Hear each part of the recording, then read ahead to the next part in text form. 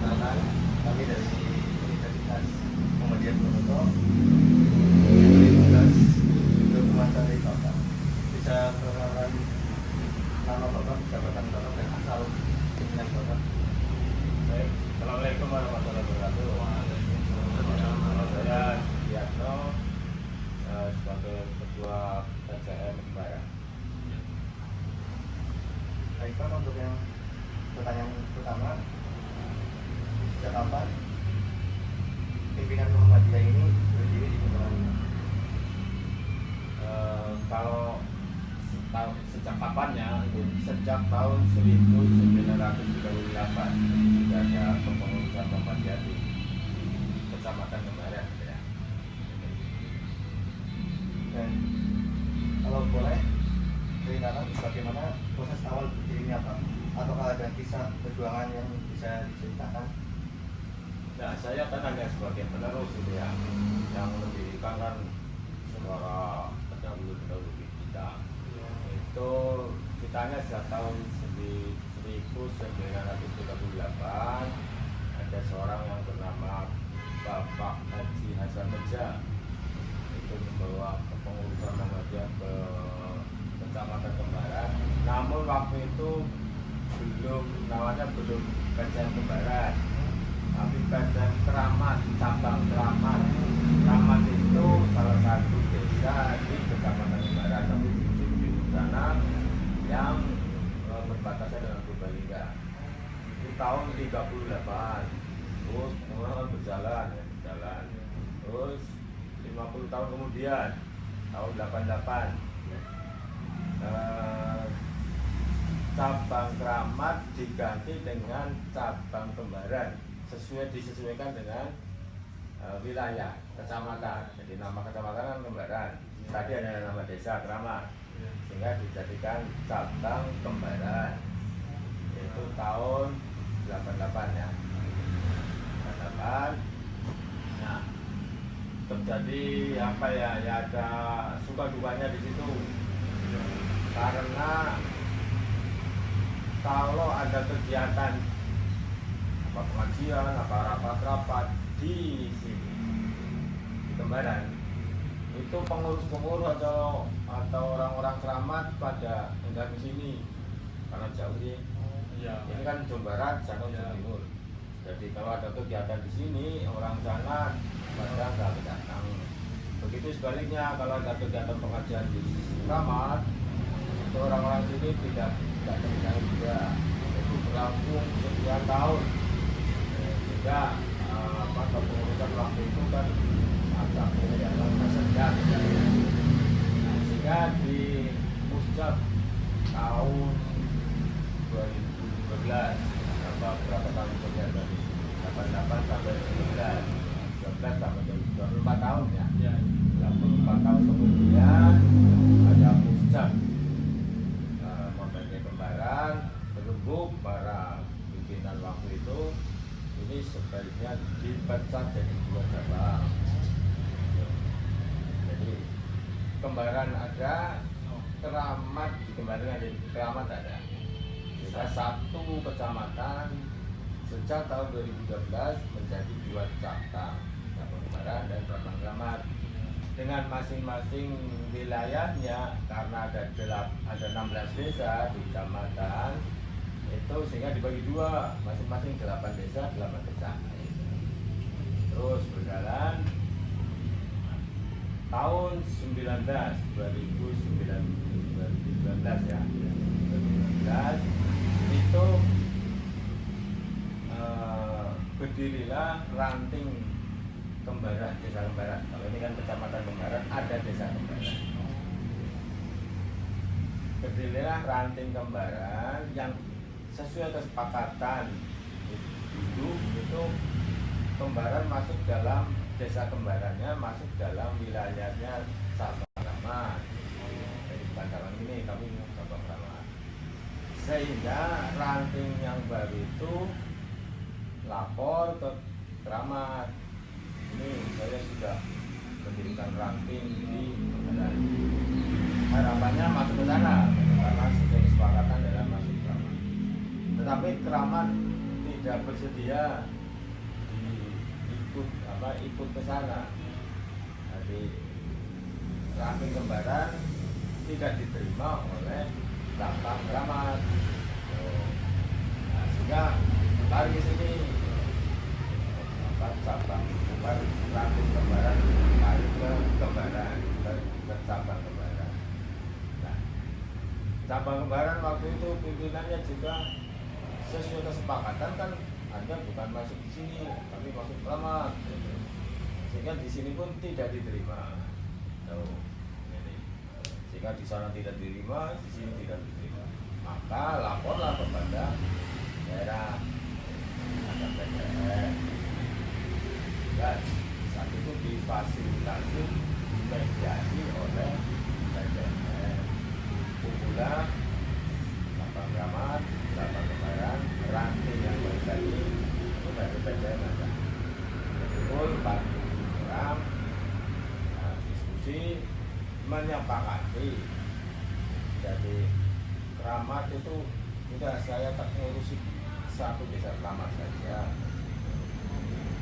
Di Keramat itu ada sekian ranting, satu desa itu diurusi oleh cabang Keramat.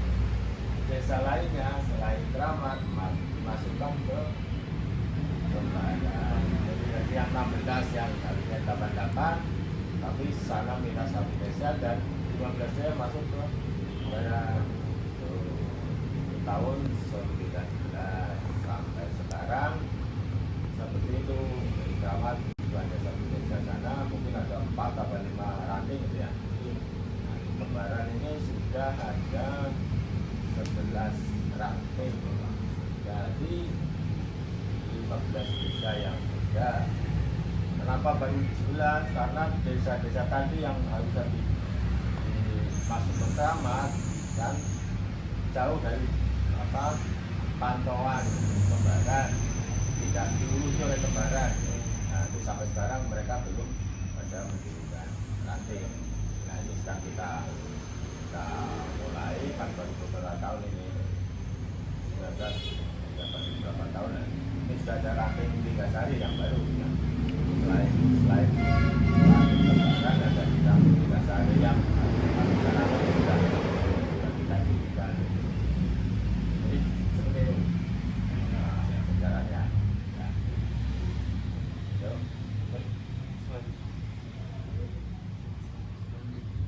Apa yang mendorong pendiriannya? Pendirian cabang kemudian. Iya. Ya, kita kan desa di Muhammadiyah kan kita melaksanakan ibadah sesuai dengan yang diperintahkan oleh Rasul, yang dicontohkan oleh Rasul. Ada dasarnya dan ada contohnya.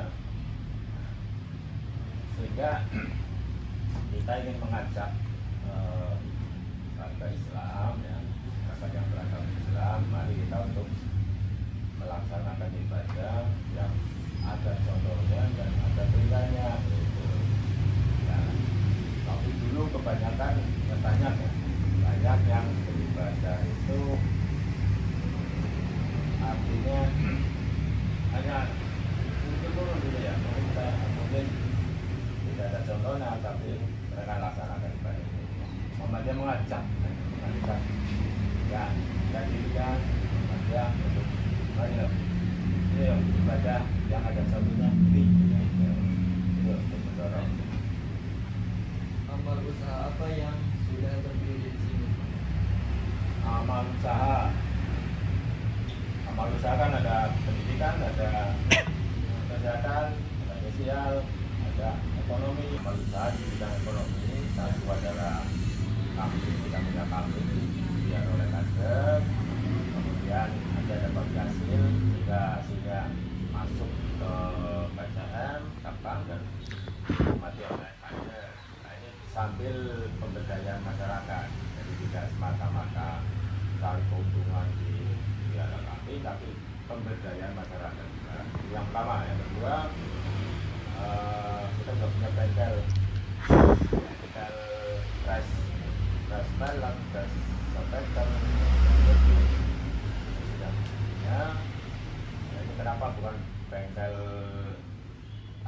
mesin ya, karena di sekitar sini sudah banyak bengkel mesin motor sudah banyak, bengkel buat juga banyak, sehingga kita buka yang pada siapa di sini semula itu bengkel flash kita buka dulu dan mulai jalan apa pada selatan. Nah ini kan juga sebagai sumber ekonomi apa sumber pemasukan keuangan ya. Kemudian ketiga kita sudah itu lagi buat greenhouse melon hidroponik, jadi greenhouse-nya tinggal operasional penanaman letaknya di Cika sana seperti ini. Nah, ini juga di samping nanti untuk pendapatan bisa pemberdayaan masyarakat, artinya masyarakat bisa kalau itu tidak berhasil nanti bisa contoh dan yang keempat adalah kita sudah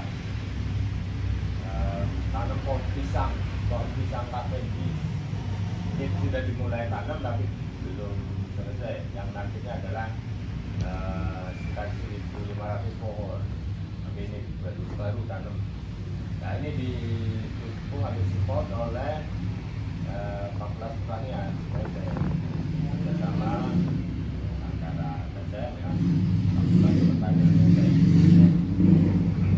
Nanti ada beberapa unit ya itu sebagai usaha ekonomi gitu ya.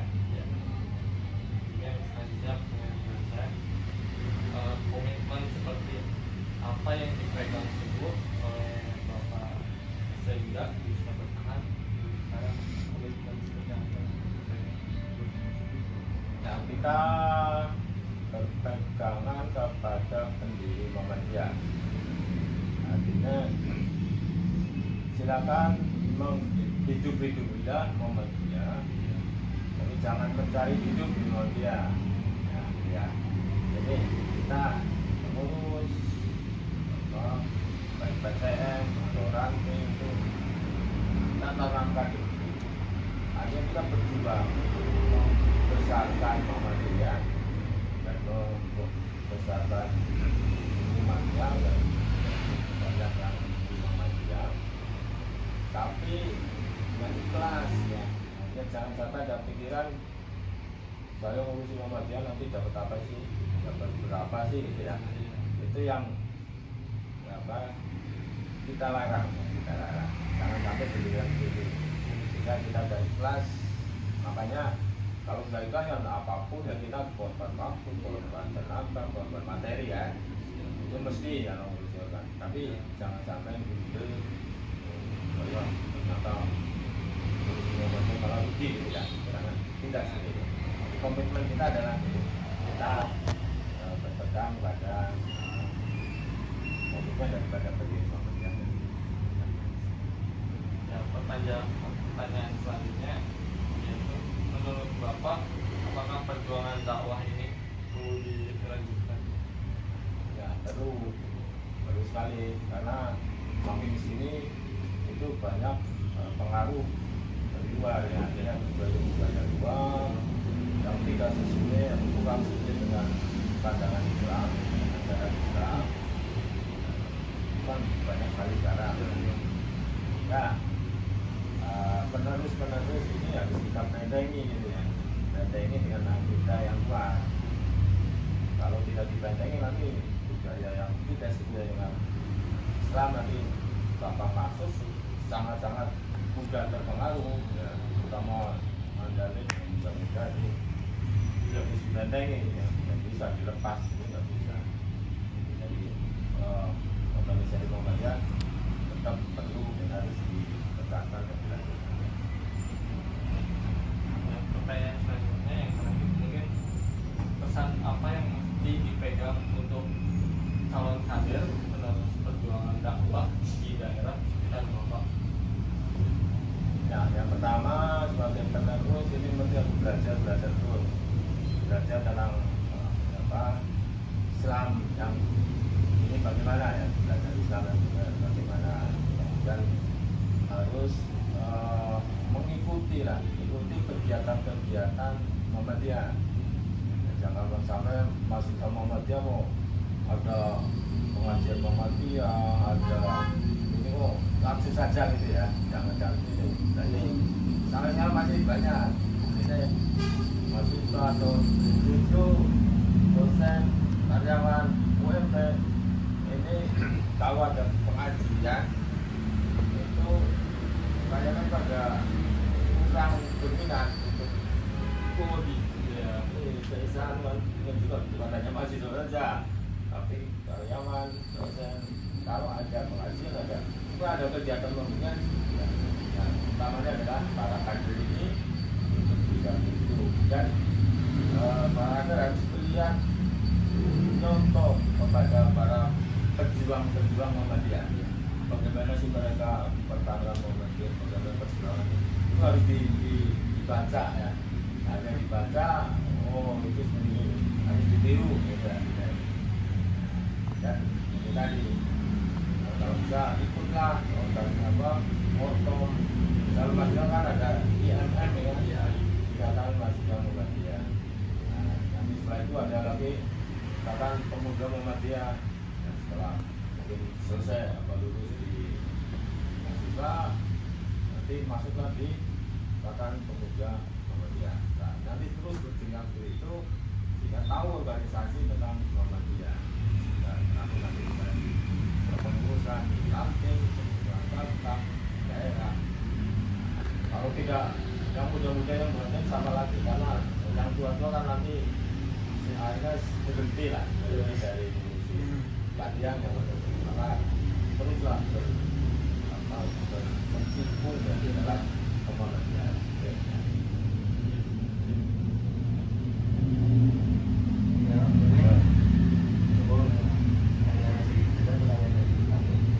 Terima kasih Bang sudah mau diwawancara dan berbagi informasi yang bermanfaat bagi